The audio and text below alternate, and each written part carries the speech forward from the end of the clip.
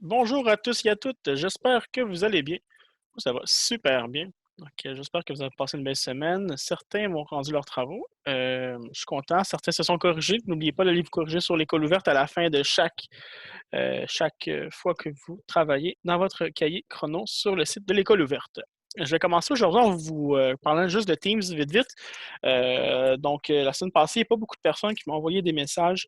Cette semaine, ce serait le fun si je pouvais avoir un peu plus de messages, soit pour mon adresse courriel, jean-philippe.goya@csda.ca ou directement ici sur Teams pour me poser vos questions. La semaine passée, j'ai eu quelqu'un qui m'a posé une question. Et ça y a pris 30 secondes, j'y ai répondu. Même que maintenant, je l'ai installé sur mon téléphone cellulaire. Fait que peu importe, je suis où, je peux vous répondre dans les prochaines minutes. Si je ne vous réponds pas, c'est parce que je ne peux pas. Sinon, dès que je le pourrai, je le ferai. Sur Teams, c'est super facile pour ceux qui l'utilisent. Sinon, vous pouvez m'écrire mon adresse courriel et je vous réponds quand même assez rapidement. Donc, voici le plan de travail pour cette semaine. La semaine passée, certaines personnes m'ont dit qu'ils ne l'avaient pas, donc ils cherchaient des endroits pour travailler. En fait, les endroits aussi qu'ils devaient travailler, faire les pages. Donc, cette semaine, voici ce que vous devez faire. Donc, ceux qui n'ont pas terminé les pages jusqu'à la page 127, vous devez les terminer avant de continuer d'écouter la vidéo. Je vous conseille fortement, sinon vous n'allez pas comprendre ce que je vais vous dire. Ensuite de ça, ceux qui ne veulent pas m'écouter, ils veulent faire directement les travaux, donc page 132, 133, 134, sauf le numéro 10, 138 à 144, comme vous pouvez voir, les numéros qui ne doivent pas être faits. Et finalement, vous avez la synthèse, les preuves pour consolidation que vous avez à la fin de chaque chapitre. Oui, c'est facultatif, mais ça va vous aider fortement pour l'examen que j'ai prévu pour vous. Donc, c'est super simple. Je ne comprendrai pas pourquoi vous ne voudriez pas m'écouter parce qu'en fait, je vous donne quasiment les réponses. Donc c'est ça. Continuez à écouter la vidéo. Quoiqu'aujourd'hui, ça va être une vidéo qui va être un peu plus long, mais vous allez voir, ça va en valoir la peine. J'ai préparé quelque chose d'assez amusant. Donc, écrivez-moi si vous avez des questions. Voici mon courriel. La réunion Zoom va être mercredi de 11h30 à 14h40. Donc, voici les informations. Le lien va être ici. Faites juste copier-coller si vous allez sur la trousse de la commission scolaire. Sinon, ici, vous avez le numéro du meeting, donc le numéro de la rencontre, l'idée et le mot de passe. Donc, c'est ça qui est ça pour le plan de travail de cette semaine. Tout de suite sauter dans le PowerPoint. Donc, cette semaine, civilisation romaine, on va juste faire quick return, en fait, on va le dire en français, un retour rapide sur ce qu'on a vu au dernier cours. Donc, on a vu que Rome était très grand grâce à tout ce qu'elle a pu apporter. Et qu'est-ce qu'elle a apporté? Très facile, en fait, grâce à une administration qui était bien organisée, une armée qui était puissante et grâce à ses infrastructures, en particulier le réseau routier, qui était très efficace, Rome a pu s'étendre très loin. Donc, Rome a pu implanter ses institutions, elle a pu favoriser la diffusion de sa culture, qu'on va voir aujourd'hui, dans les territoires concrets, et c'est ce qu'on appelle la romanisation. Donc, c'est ce qu'on voit aujourd'hui, euh, rapidement. Vous pouvez aller, en fait, non, allez pas dans votre cahier parce que vous n'allez pas me suivre. Donc, j'aime mieux que vous m'écoutiez. Ensuite de ça, vous allez pouvoir aller dans le cahier comme on a fait la semaine passée. Vous allez pouvoir surligner les passages importants et vous allez pouvoir compléter vos travaux. En fait, les numéros que je vous demande. Donc, on commence. Euh, donc, on était au point numéro 2 dans le cursus du cours, c'est la civilisation romaine. Donc, qu'est-ce qu'on voit dans la civilisation? Il y a beaucoup, beaucoup de choses à voir. Je vais y aller quand même assez rapidement. Je vais passer quelques points que vous allez sûrement vous rendre compte en lisant en lisant votre manuel, votre cahier des exercices chrono. Sauf que moi, je vais vraiment aller à l'essentiel et ce qui doit être retenu.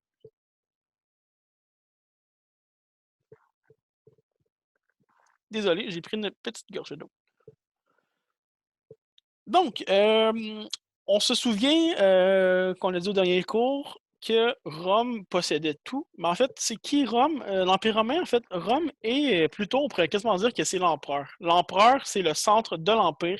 C'est lui qui décide tout. Donc, c'est lui qui a les pouvoirs politiques législatifs. Législatifs, ça veut dire des lois, donc c'est lui qui fait les lois.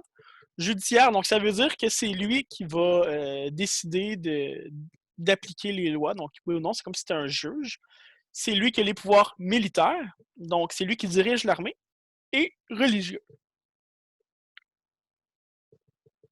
Religieux, ça veut dire que c'est lui qui dirige de tous les cultes, tout ce qui a rapport avec la religion, c'est lui c'est comme le pape. Vous allez voir ce que je vais vous montrer plus tard.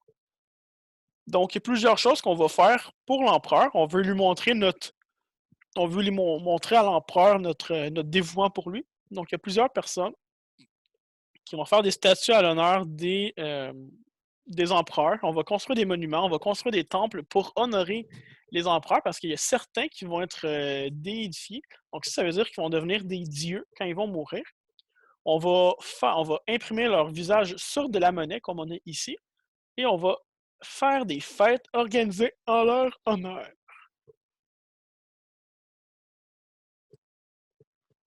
Ici, ce que nous voyons, on voit une pièce de monnaie. Ce qui est marqué ici, c'est marqué Imp Kaiser Trajano, donc Trajan, Adrianus Auguste. En fait, Adrianus Aug. Donc, c'est l'empereur Trajan de son petit nom. En fait, tout ce qu'on voit ici, lui, dans les livres d'histoire, on va l'appeler Trajan. Donc, ça, essentiellement, c'est juste une capsule, c'est pour votre information personnelle, c'est pas pour de la matière. Mais c'est juste comprendre que c'était comment qu'on faisait pour lier le culte à l'empereur. Donc, ici, la pièce de monnaie, c'est vraiment l'image, c'est vraiment une photo, ben pas une photo, parce que ça n'existait pas, mais c'est quelqu'un qui a pressé, il a créé une presse sur les pièces d'or pour mettre les visages de l'empereur. Donc, c'est vraiment quelque chose qui est impressionnant. Et non seulement ça, c'est tout le long de tout le nom de la pièce, en fait, c'est son nom. Donc, tout ça, c'est son nom à lui qu'on le reconnaît. Donc, oui, vous allez comprendre avec moi que c'est un nom qui est assez long, mais nous, on l'appelle Trajan, c'est beaucoup plus facile. Si vous sortez une pièce de 25 cents, vous allez voir, il y a un côté, il y a pas une pièce de 25 cents, mais un 2 $. Il y a un côté, on a la reine d'Angleterre.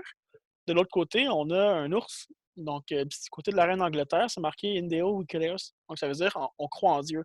Mais bref, tout ça pour dire qu'encore aujourd'hui, on met encore le visage du roi ou de la reine d'Angleterre, mais dans ce temps-là, c'était l'image de l'empereur. Donc, c'était la petite chose que je voulais vous montrer. Moi, je trouvais ça vraiment intéressant. Comment que l'État romain est constitué au 2e siècle. Donc, il y a encore des compositions qu'on garde encore des compositions qu'on garde de ce qu'on avait quand on était encore une république. Là, faut comprendre qu'en ce moment, nous sommes on est rendu dans l'Empire. Donc, l'empereur, c'est lui qui cumule tous les pouvoirs, comme on vient de le dire, mais il va quand même léguer certains pouvoirs à certains groupes de personnes. Donc, on a ici le Sénat. Donc, le Sénat, c'est important à savoir c'est quoi le Sénat. Donc, c'est des anciens magistrats qui sont nommés par l'empereur. Donc, un magistrat, c'est quelqu'un qui travaille dans le gouvernement. Donc, un magistrat, c'est quelqu'un qui a fait une magistrature. Donc, je ne vais pas rentrer dans les détails parce que c'est vraiment compliqué, mais tout ça pour dire que ceux qui font partie du Sénat, c'est des personnes, des anciens dirigeants de Rome dont l'empereur a très confiance en eux, puis quand on est nommé sénateur, quand on est au Sénat, comme les sénateurs de Ottawa, quand on est nommé sénateur, on est sénateur pour la vie.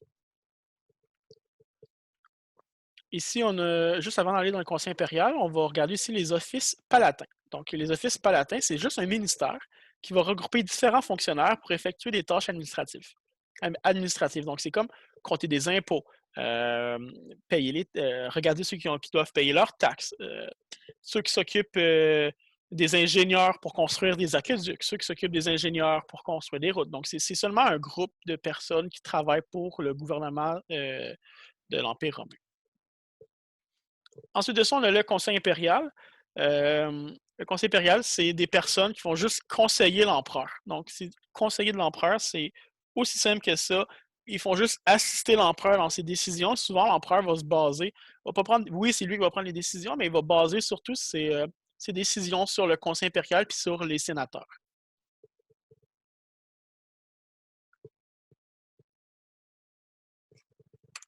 Pardonnez-moi.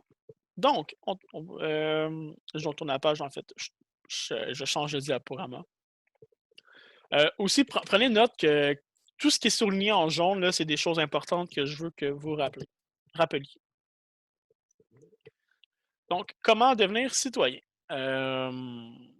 C'est assez simple. On a trois manières de devenir citoyen. Mais avant de devenir citoyen, il faut savoir qui est citoyen et qui n'est pas citoyen.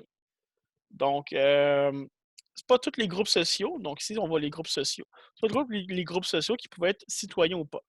Donc, ici, on voit les personnes qui peuvent être citoyens. En fait, les groupes citoyens, on les appelle les plébéiens, les patriciens, et ensuite, ben, on a l'empereur. Donc, l'empereur, c'est sûr que c'est un citoyen. Les patriciens, c'est des personnes, des vieilles familles qui sont très riches et qui habitent à Rome depuis des centaines d'années. Les plébéiens, ce sont aussi des Romains, mais des Romains un peu moins riches. Donc, souvent, sont commerçants ou paysans, mais il reste quand même des citoyens de Rome.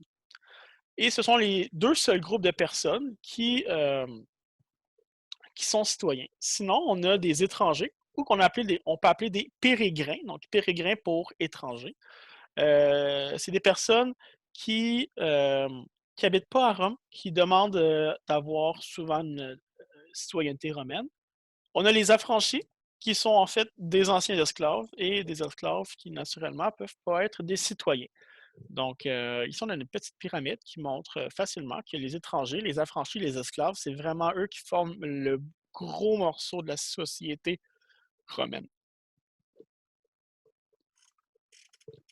Donc, pour devenir citoyen, on a trois manières, trois façons. Soit qu'on demande à l'empereur, en fait, il faut qu'on fasse une demande. Dans tous les cas, il faut faire la demande. Il faut avoir servi l'armée pendant au moins 25 ans et il faut faire partie d'une cité qui a appuyé Rome. Je donne un exemple. Rome part en conquête en Gaule. Donc, la Gaule aujourd'hui, c'est la France et un peu de la Belgique. Donc, on part en conquête en Gaule et on va conquérir un territoire. Mais ceux qui font partie de ce territoire-là, souvent vont vouloir intégrer l'Empire romain parce qu'ils savent que l'Empire romain est grand et grandiose. Donc, il y a des cités qui vont s'opposer à l'Empire romain. Ces cités-là, ben, en fait, souvent vont être détruites. Sinon, il y a des cités qui vont appuyer Rome, ils vont se laisser faire, ils vont juste dire parfait, maintenant on fait partie de vous, puis il n'y a pas de problème, on va payer nos taxes.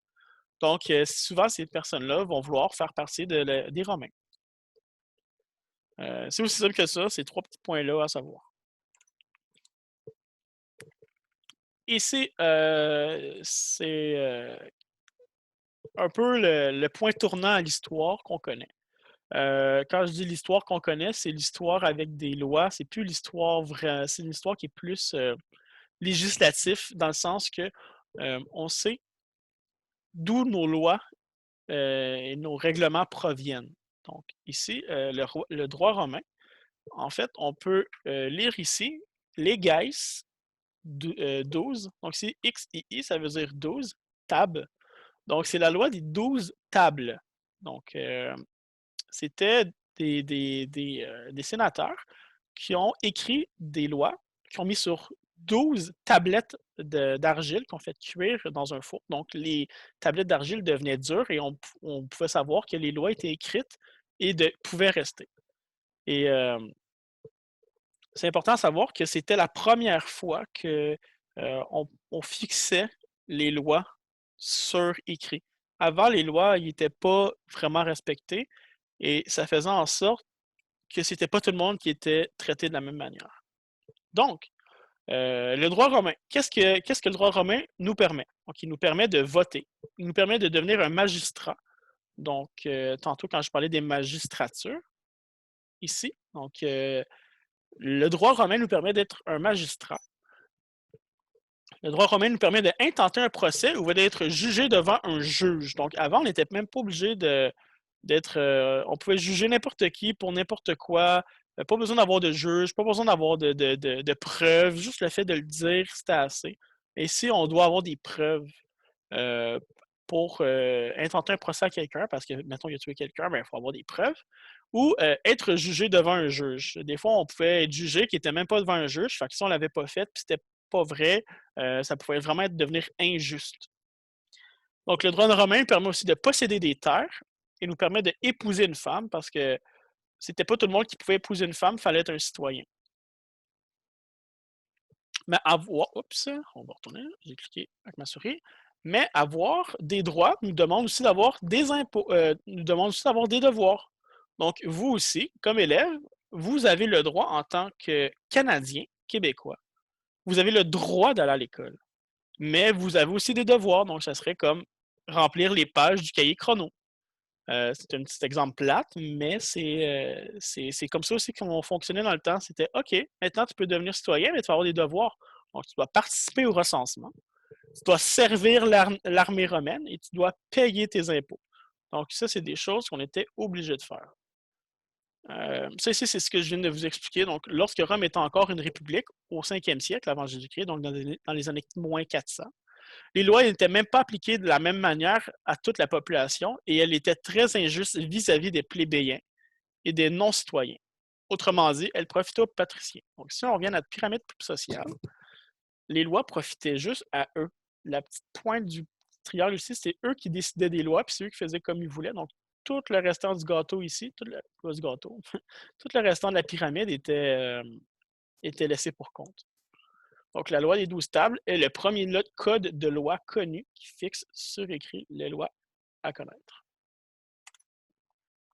Comme je l'ai montré, c'était 12 tables. Donc, ici, on en a 12. 1, 2, 3, 4, 5, 6, 7, 8, 9, 10, 11, 12.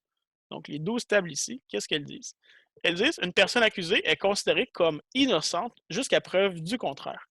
Donc, c'est comme si moi, demain matin, j'envoie au poste de police, puis je dis telle personne, elle a tué ma mère. Mettons, ma mère est décédée.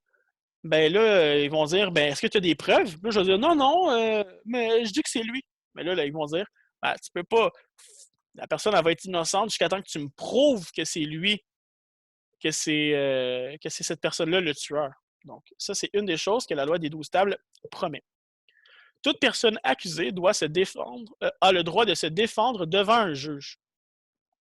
Donc, ça veut dire que c'est pas n'importe qui peut juger de la sentence de quelqu'un. Un jugement doit s'appuyer sur des preuves. Donc, comme je dis tantôt, si la personne je dis, va voir au poste de police, puis je dis telle personne a tué ma mère, puis le juge va dire ouais, mais est-ce que tu as des preuves? Si je dis oui, j'ai des preuves, mais est-ce que les preuves sont bonnes? Donc, ça, c'est aussi quelque chose qui est à ajouter. La personne qui accuse ou qui se plaint doit prouver qu'elle a raison de le faire. Donc, tu ne peux pas te plaindre pour rien, il faut vraiment que tu aies une raison. Si tu vas voir un officier ou un magistrat ou un juge et tu lui dis je me plains parce que mon voisin, le matin, il tond sa tondeuse. Il tond son gazon trop tôt avec sa tondeuse. Mais si le juge dit ouais, mais il est quelle heure quand il fait ça? Puis tu dis il est midi, ben, tu n'as pas le droit de te plaindre pour rien. Il faut que tu aies une raison de te plaindre. 5. Ce sont seulement les faits qui permettent de juger de l'importance d'un crime ou d'une infraction. Donc, encore une fois, il faut que les preuves soient bonnes, il faut que les faits soient bons pour juger quelqu'un. Et personne ne peut être jugé pour ce qu'il pense. Donc, ça veut dire que si tu penses que c'est pas une bonne idée d'aller faire la guerre, puis tout le monde pense que c'est une bonne idée, puis toi tu penses que c'est pas une bonne idée, mais tu peux pas être puni pour qu'est-ce que tu penses. C'est comme le début de la liberté d'expression.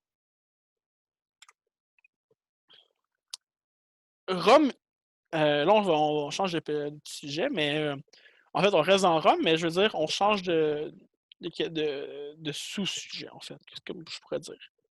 Rome était tellement grande que toutes les, euh, toutes les populations, en fait toutes les cités qu'elle conquérait, souvent ils voulaient ressembler à Rome. Et Rome, c'était un centre politique, culturel et religieux. Les édifices étaient majestueux. Puis la cité de Rome en est vraiment la preuve. Ici, on a les ruines d'un palais impérial. Donc, on peut voir que c'était quand même assez gros. Et Rome est un modèle pour toutes les autres villes de l'Empire. Donc, ici, on voit un exemple de comment on voulait représenter Rome. Donc, ici, on a un exemple politique du palais impérial. Ici, on a Euh, un, un exemple culturel, qu'est-ce qu'on voit? On voit le Colisée de Rome ici. Ici, on voit le Circus Maximus. Qu'est-ce que le Circus Maximus? C'est un endroit où il y avait des courses de chevaux, donc ils couraient tout le long de la course, de la piste ici. C'est ce qu'on appelle un cirque. Rome impériale, on continue. Donc, Rome est le modèle de ville que toutes les villes de l'Empire veulent égaler. À Rome, on propose des services publics de qualité, comme les thermes et les aqueducs. Donc, ici, ce qu'on voit, c'est qu'on voit un terme. Là, vous allez me dire, mais c'est quoi ça, un terme? Un terme, c'est un bain public qui était chauffé. Donc, durant le jour, en fait, durant l'après-midi, quand il faisait chaud, les Romains pouvaient venir se baigner ici, les hommes seulement, ni les enfants, ni les femmes, mais pouvaient venir se détendre ici, parler de politique, parler de sport, de quoi que ce soit, mais avec d'autres citoyens romains. Donc, ça, c'est quelque chose que les Romains avaient, puis c'est vraiment un service exceptionnel, avoir un bain public. Et autre chose, c'est avoir un aqueduc donc, qui peut transporter de l'eau sur des centaines de kilomètres pour acheminer l'eau dans une ville pour que l'eau ait l'eau courante. C'est vraiment assez fantastique. Ici, on parle de religion, donc l'empereur est le Pontifex Maximus. Donc, Pontifex, ça veut dire le pape. Maximus, ça veut dire suprême.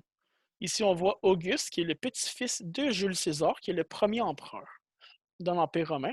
Donc, il a été nommé Pontifex Maximus.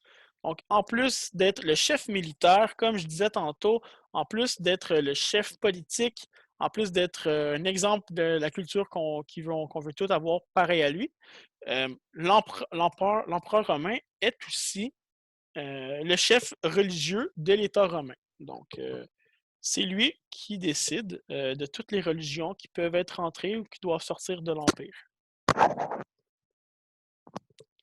Ici, j'ai une petite parenthèse amusante qui a rapport avec le latin parce qu'on parle de culture. Euh, je ne sais pas si vous savez d'où les mois de l'année proviennent ou les jours de la semaine proviennent, mais ça provient du latin et ça provient de loin, ça provient de l'Empire romain. Ici, on a les chiffres de 1 à 10. 1, 2, 3, 4, 5, 6, 7, 8, 9, 10. En latin, c'est A, Eorum, Tribus, quatuor. Donc, quatuor, on entend des fois le mot quatuor. Et ça provient du latin. Quinque, sex pour 6, septem pour 7, octo pour 8, novus pour 9 et decem pour 10. Donc, c'est comme les côtés les côtés des polygones. Donc, si on va au mois de l'année, ici on a le mois de mars, avril, mai, juin, juillet. Juillet vient de Julius pour Jules, qui vient de Jules César. On a aussi le mois de Ao, qui provient du mot Auguste. Et Auguste, c'est le premier, en fait, c'est le petit-fils de Jules César, qui est Auguste, le premier empereur, comme je vous ai montré ici. Donc, ça provient de loin, nos mois de l'année. Et ici, on a octo, novembre et décembre. Mais là, vous allez me dire, mais pourquoi décembre, c'est le 12e mois de l'année, mais si ça veut dire 10? C'est parce que dans le temps, il y avait juste 10 mois par année. Et c'était pas des mois de 31 jours, 30 jours. C'était des mois qui étaient un peu plus longs. Ça pouvait aller jusqu'à 35, 36, 37, 38 jours pour les mois. Mais c'est des théories qui restent encore prouvées. Mais ça pour dire que décembre, c'était le 10e mois de l'année. Novembre, c'était le 9e mois de l'année. Donc, aujourd'hui, vous allez apprendre ça. Même si c'est inutile, je considère que c'est quand même le fun à apprendre. Dimanche provient de Dominicus. Et Dominicus, ça veut dire Seigneur. Donc, le Seigneur Jésus-Christ. Lunae, ça veut dire, lundi, ça veut dire Lunae, ça veut dire le jour de la lune. Mardi, de Martis, pour le dieu Mars, qui est aussi la planète Mars. Mercredi, qui est Mercury, qui vient de Mercure. Jeudi, Jovis pour Jupiter, qui était le dieu des dieux. Vénérie, qui est pour vendredi, qui vient de Vénus. Et samedi, Sabati, qui vient de Sabbat. Et ceux qui parlent espagnol savent que Sabado, ça veut dire samedi en espagnol. Donc, c'est des petits mots qui ont, à notre vue, à nous, ça veut absolument rien dire, mais ça a une signification très profonde et ça provient de très, très loin. On fait un petit saut dans le temps avec notre Empire romain. Euh, on veut savoir maintenant qui va gouverner les territoires qu'on va conquérir. Mais les personnes qui gouvernent les territoires, on l'appelle un gouverneur. Donc, le gouverneur, lui, ce qu'il doit faire, c'est qu'il est chargé de l'administration des provinces. Et qu'est-ce qu'il doit faire spécialement? Donc, en jaune, c'est que c'est important. Il doit percevoir les impôts, il doit organiser la défense des frontières de la province, parce qu'il est loin de Rome. Il doit faire régner l'ordre. Donc, c'est lui qui s'occupe de tout. L'armée romaine, c'était un métier qui était reconnu. Donc, comme aujourd'hui, on pouvait dire, toi, tu as fait quoi dans la vie? Ben, tu peux dire, ah, moi, j'étais un militaire. Donc, les militaires, comment on les appelait? On les appelait les légionnaires, parce qu'on appelait ça avoir, on disait qu'on avait une légion romaine. Donc, ici, on a un légat qui a eu un gouverneur d'une province. Donc, bien important, ce qu'on doit retenir ici, c'est ce qu'il doit faire le légat, donc le gouverneur, c'est percevoir les impôts, organiser les défenses et des frontières et faire régner l'ordre. Ici, je vous donne un aperçu des infrastructures qu'on peut voir à Rome. Donc ici, ce qu'on voit, c'est le mur d'Adrien. Donc, le mur d'Adrien, c'est le mur qui fait en sorte, qui met la frontière en Angleterre, de la frontière la plus au nord de l'Empire romain. Donc, si on est en Angleterre, c'est loin l'Angleterre par rapport à Rome. Donc, ça, c'est une fortification. Donc, c'est une chose qui est importante à savoir. C'est que les Romains avaient des fortifications pour se protéger contre les intrusions barbares. Donc, ici, on a le mur d'Adrien. Ici, on a la Via Appia. Donc, c'est la voie appienne. Appienne pour dire qu'on marche dessus. Et encore aujourd'hui, même si ça fait déjà 2000 ans qu'on a créé ces routes-là, il y a encore des portions de la route de la Via Appia, donc la voie appienne qui descend vers le sud de l'Italie. Il y a encore des portions qui sont utilisées aujourd'hui comme étant des voies marchandes. Donc, on peut marcher dessus. Donc, c'est pas comme aujourd'hui à côté de l'école à Mascouche. Chaque coin de rue, toutes les rues sont craquées, toutes les rues sont brisées. Cette rue-là ici, elle a 2000 ans, puis on peut encore marcher dessus, puis il n'y a même pas de problème. Puis, une autre infrastructure qui est importante à savoir, c'est les aqueducs. Donc, j'en parle aussi depuis le dernier cours également. Les aqueducs, on pouvait en avoir partout dans l'Empire, dans les grandes villes de l'Empire. Et ce que les aqueducs font, en fait, là, ici, on regarde ça, on dit, ah, c'est un drôle de pont. En fait, c'est pas un pont, c'est que loin au bout là-bas, il y a de l'eau qui coule dans les pierres et l'eau va tranquillement couler ici sur le dessus de l'aqueduc. Puis, on va se diriger vers une ville pour avoir de l'eau potable. Vous allez dire, ben, pourquoi on ne va pas juste chercher de l'eau dans la rivière? C'est parce que quand on est dans une ville avec 2 millions d'habitants, avoir tout le monde à la rivière en même temps le matin, il va y avoir du trafic. Donc, les Romains étaient des ingénieurs hors pair. On a créé ça ici, c'est des aqueducs qui ont 2000 ans de vie, puis les aqueducs tiennent encore. Aujourd'hui, à Montréal, on a de la misère à faire tenir des ponts. Oups. On a de la misère à faire tenir des ponts qui durent plus que 25 ans. Ici, l'aqueduc, elle a à peu près 2000 ans d'histoire, puis elle tient encore, puis encore de l'eau qui coule. C'est fantastique. Moi, je trouve ça vraiment fascinant, les Romains. Donc, c'est ça qui est ça pour les infrastructures. Donc, on a des fortifications à respecter et on a des aqueducs qu'on doit comprendre aussi qu'est-ce que c'est. On parlait de ça au début, on parle de la romanisation. La romanisation, c'est quoi? Ben, c'est que Rome veut pas détruire la culture des autres. La romanisation, c'est que on veut que les autres peuples accueillent à bras ouverts la culture romaine. En fait, parce que les autres villes voulaient ressembler à Rome. Donc, c'est ça qu'on appelle la romanisation. C'est les autres villes qui vont essayer de se changer peu à peu pour devenir comme pour essayer de devenir comme Rome. Donc ici, on a des exemples d'amphithéâtre. Excusez-moi. Ouais, c'est ça. Donc ici, c'est un amphithéâtre. Ici, on a un colisée. Et ici, on a un cirque, donc un autre Circus Maximus.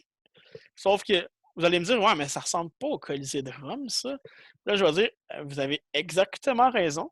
C'est pas le Colisée de Rome, c'est le Colisée de Algen, qui est un Colisée en Tunisie, qui est en Afrique. Donc, les Romains ont construit un Colisée en Afrique en fait, parce qu'ils voulaient aussi avoir la culture romaine en Afrique et en Libye, en Tunisie. Ici, on voit un amphithéâtre. Donc, un amphithéâtre comme on a aussi à l'école. Ça, l'amphithéâtre, ce que ça fait, c'est que quand les personnes étaient au centre de la scène ici, il y avait juste à parler juste un petit peu fort. Puis le monde qui était assis dans les estrades tout en haut pouvait super bien les entendre. Donc, c'est vraiment un chef-d'œuvre de l'architecture. Et ça, cet amphithéâtre-là était très populaire à Rome pour les théâtres, mais celui-là se trouve en Grèce. Donc, la Grèce, c'est pas à Rome. On en a aussi beaucoup, beaucoup, beaucoup en France et en Espagne. Ici, le Circus Maximus, donc le cirque. Vous allez me demander, OK, mais ça a loin de ressembler à Rome encore. Là, je vais vous dire, effectivement, c'est pas à Rome. Ça ici, c'est en Israël, proche de la ville de Jérusalem. Donc, on peut voir que la culture romaine s'est étendue en Afrique, elle s'est étendue loin dans l'Europe, et elle s'est étendue même en Asie. Donc, c'est ça la romanisation, c'est que les autres cités veulent ressembler à Rome sans nécessairement être Rome. Finalement, on arrive à la fin. Le déclin de l'Empire romain, donc le déclin et la fin de Rome. Donc, dans l'année 395, on a divisé l'Empire romain en deux. Donc, ça, c'est à peu près 80 ans avant la chute de l'Empire romain d'Occident. Donc, en 395, on sépare l'Empire qui est tout ça ici en deux. Et, et avec ça, ce qu'on va faire, c'est qu'il va y avoir un empereur qui va diriger l'Ouest et un empereur qui va diriger l'Est. Donc, ça va causer beaucoup de conflits parce que ce qui arrive avec ça, c'est que les décisions vont être beaucoup différentes entre les deux côtés de la frontière et ça va être beaucoup plus difficile de prendre des bonnes décisions. Et vers la fin, il va y avoir beaucoup, beaucoup, beaucoup d'empereurs qui vont se succéder un après l'autre. Il va y avoir rien de stable, donc ça va être très, très instable et c'est une des causes qui fait en sorte qu'on va avoir la chute de l'Ouest. On a des guerres internes, donc entre les pays, donc mettons ici en Hispanie puis en Gaule, qui est la France et l'Espagne. Donc, on va avoir beaucoup de guerres entre ces territoires-là, entre la Gaule et ici ce qu'on appelle la Saxe, ici avec la Grande-Bretagne. Donc, il va y avoir beaucoup de guerres à l'interne. Puis, on va se demander, ben, ça vaut-il la peine de rester tout unis? On devrait tout avoir, on voudrait tout être autonome. Donc, les gouverneurs de chaque province, donc ici en Hispanie, en Gaule, en Bretagne, en Afrique, on va se dire, ben, ça vaut peut-être plus la peine de se séparer. Et encore une fois, les gouverneurs, problème économique, les gouverneurs vont vouloir garder l'argent pour eux et ils ne vont pas vouloir donner à Rome les taxes qu'ils devraient avoir. Donc, les gouverneurs gardent l'argent. Ben là, Rome va avoir moins d'argent, donc Rome va augmenter les taxes. Et boule de neige, la population n'est pas contente, vont décider de se rebeller et ils vont se séparer. Et on a aussi une autre cause qui est la montée du christianisme, donc la naissance de Jésus-Christ. Donc, c'est les 4 causes qui font en sorte que l'Empire romain a assez détruite parce qu'il y avait des intrusions barbares aussi en même temps. Donc, c'est ça qui est ça. Ah, je viens de penser à ça. Ici, donc on a, comme je l'ai dit, ici c'est en France, en Espagne. Ici, on a en Libye, puis on a à Jérusalem. Donc, on a les amphithéâtres français ici et en Espagne qui étaient là. Tunisie est ici. La Tunisie est ici. Et Jérusalem est à peu près ici. Donc, vous pouvez voir la distance entre Rome, Jérusalem, Rome, la Tunisie. Puis, pensez que dans ce temps-là, il n'y a pas de voiture, il n'y a pas d'avion.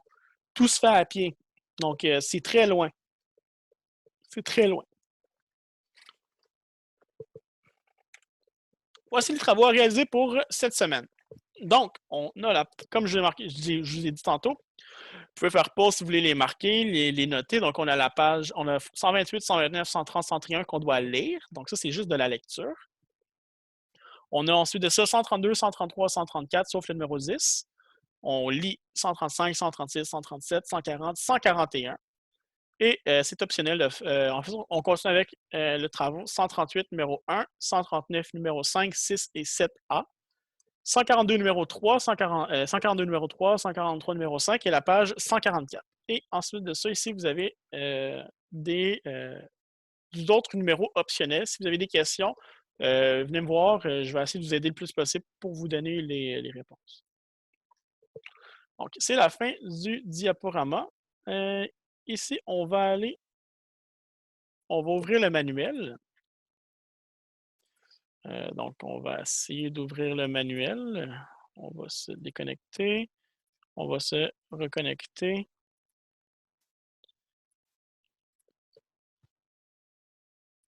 Parfait. Vous pourrez ouvrir votre cahier à la page 128.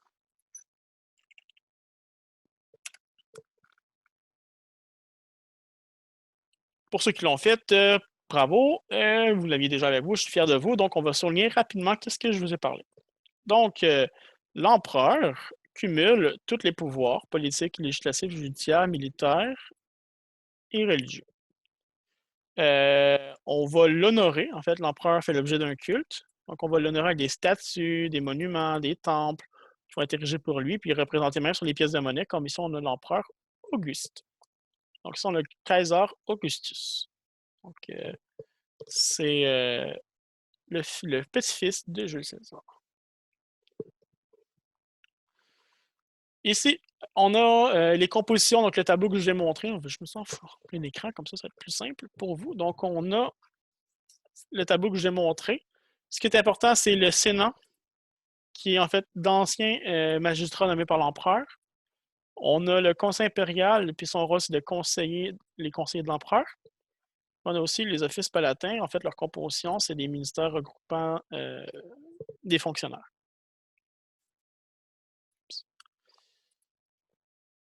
Vous pouvez tourner la page.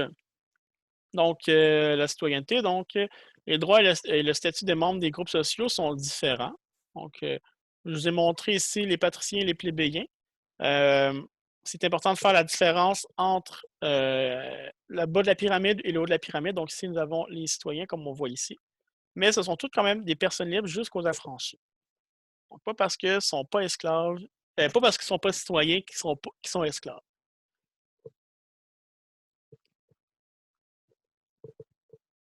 Ici, c'est les moyens pour devenir un homme. En fait, qu'un homme peut devenir citoyen, donc faire une demande à l'empereur, avoir servi l'armée durant 25 ans et faire partie d'une cité qui appuie Rome durant la guerre.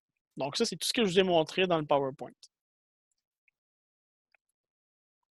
Vous pouvez tourner la page. Donc, le droit romain. Donc, un citoyen a le droit de devenir magistrat, comme je vous ai dit. Il peut intenter un procès ou être jugé devant un tribunal. Il a le droit de posséder des terres et il peut également épouser la fille d'un citoyen. Ses devoirs sont de participer au recensement et de servir dans l'armée et de payer ses impôts. Donc, on a devoirs, on en a 3. Et le droit, donc, ces droits, il y en a 4. C'est important à savoir.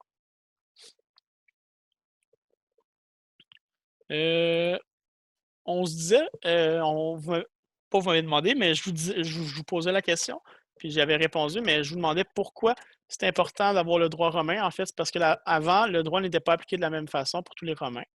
Donc, le premier code de loi, la loi des 12 tables, elle fixe les lois et les faits connaître à tout le monde. Donc, maintenant, tous les citoyens deviennent égaux devant la loi et dorénavant, les jugements doivent être rendus selon les mêmes principes de la loi. Vous devez savoir aussi que les femmes romaines ne peuvent pas obtenir la citoyenneté. Elles n'ont donc aucun droit politique. Et ici, ce qu'on vous... Oups. Ici, ce qu'on vous montre, tous les petits points, En fait, c'est les principes qui ont influencé le système juridique aujourd'hui. Donc, ici, on a des exemples. Mais à l'époque romaine, ça aussi, c'était important. Donc, on pouvait pas accuser on n'était pas considéré coupable si on n'avait pas de preuves. On devait être jugé devant un juge. Donc, tout ce que je vous ai parlé, donc j'ai tout écrit. Tout ce que j'ai marqué dans le PowerPoint, tout est écrit ici. Rome, comme grande cité, c'est un centre politique, culturel, religieux, politique, culturel et religieux. Puis, comme je l'ai dit tantôt, en fait, Rome, c'est un modèle pour les autres villes de l'Empire. Ici, je vais juste dézoomer, puis rezoomer. Donc, ce qu'on voit, on voit à peu près le centre-ville de Rome et on peut voir le forum qui est ici, où c'est qu'il y avait plusieurs magistrats qui avaient rencontre.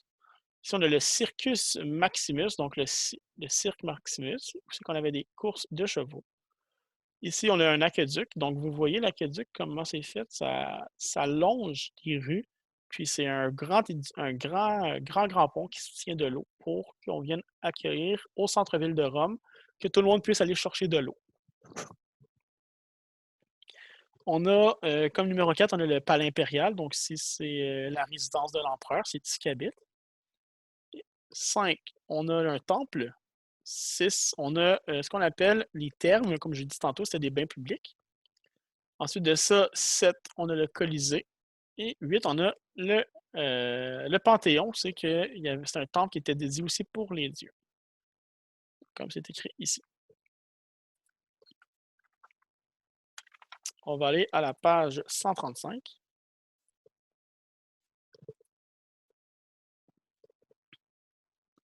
Donc, ici, c'est qui était en charge de l'administration. Donc, un gouverneur chargé de l'administration. Ce qu'il fait, c'est qu'il perçoit les impôts, il organise la défense et fait régner l'ordre. Donc, ici, on a les 3 choses que le gouverneur fait. Il y a 3 choses. Oups, c'est une flèche. N'oubliez pas de penser que moi, en ce moment, je suis en train d'écrire avec une souris. Je n'ai pas un crayon comme j'étais au tableau. Donc, c'est ça qui est ça. Ici, j'avais parlé de l'armée, mais c'est pas important. Pour en ce moment, on est tellement pressé, il faut qu'on passe par-dessus. Encore une fois.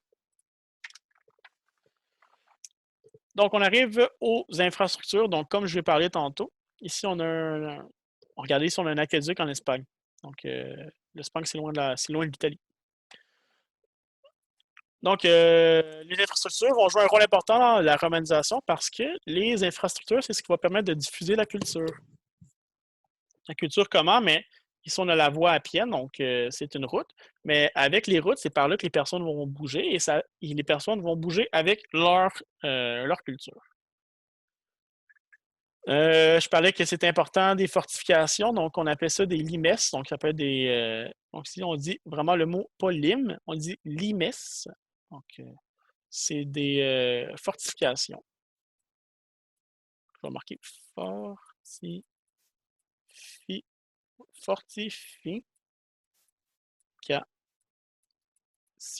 Et là, c'est difficile d'écrire qu'une seule. Donc, nous avons les fortifications. Et ensuite de ça, nous avons aussi les aqueducs, qui sont d'autres infrastructures mises en place par les Romains. Donc, eux, ce qu'ils vont faire, c'est qu'ils vont approvisionner l'eau, en eau les villes. Donc, c'est vraiment important. Je vais même le mettre d'une autre couleur, je pense. Tiens, du rose. Je l'avais jamais mis en rose. On voit bien en rose. Donc, ça, c'est les exemples que j'avais montrés, le mur d'Adrien, puis ici, on a aussi un aqueduc, mais dans le PowerPoint, je me souviens bien, j'avais montré aussi la voie Appian qui est ici. Et finalement, on va s'en aller à la page 140. Donc, tout en bas ici, donc c'est tout ce qui a rapport avec ce qui est le fun, la course et compagnie. Mais pour nous, c'est pas important ça. Ce qu'on va se concentrer, c'est juste le fait qu'on a retrouvé des cirques dans toutes les régions de l'Empire romain. Donc ça, c'est la preuve. Donc ici, ça, c'est une preuve. Oups, preuve. Et là, j'écris vraiment mal avec une souris. Donc, je vais essayer d'écrire un peu mieux. Donc, preuve.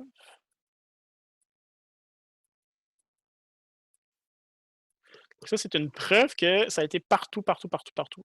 Donc, si on retrouve des cirques dans toutes les régions de l'Empire romain, c'est que la romanisation, elle était très, très importante. Donc, c'est une preuve que la romanisation est importante. Ça aussi, on oublie ça.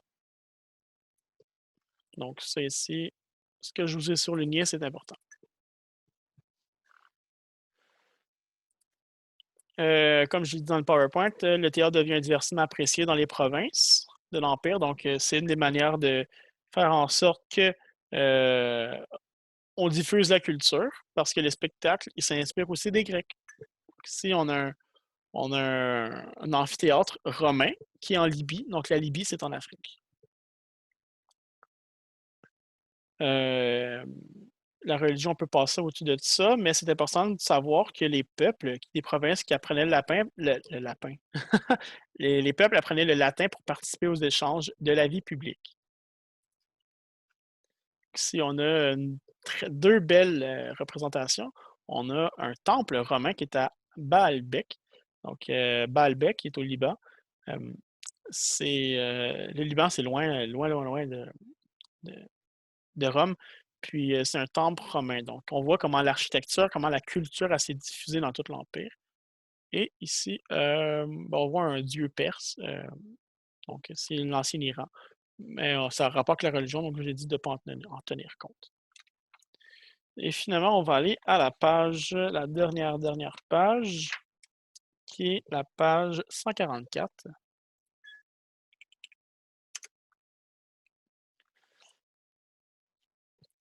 Donc, c'était quand je parlais du déclin. Donc, plusieurs, plusieurs empereurs se succèdent en peu de temps. Ce qui a affaibli le pouvoir central. Donc, ça a affaibli le pouvoir central. Les guerres à l'intérieur des frontières, qui étaient en rapport avec les causes territoriales. Ensuite de ça, je dis aussi qu'il y avait les peuples barbares, les peuples étrangers qui arrivaient du nord-est, donc qui arrivaient d'ici. Certains dirigeants s'accaparent des richesses, donc dirigeants s'accaparent des richesses. Ça a l'air un peu lourd parce que je surligne un peu tout, mais c'est important de savoir un peu tout ça. Donc, et on a également la montée du christianisme qui est rapport avec le religieux. Donc ici, si vous m'écoutez, je vous ai pas mal souligné les réponses, je vous ai pas mal donné toutes les réponses un peu partout. Souvent, c'est comme ça que je fonctionne.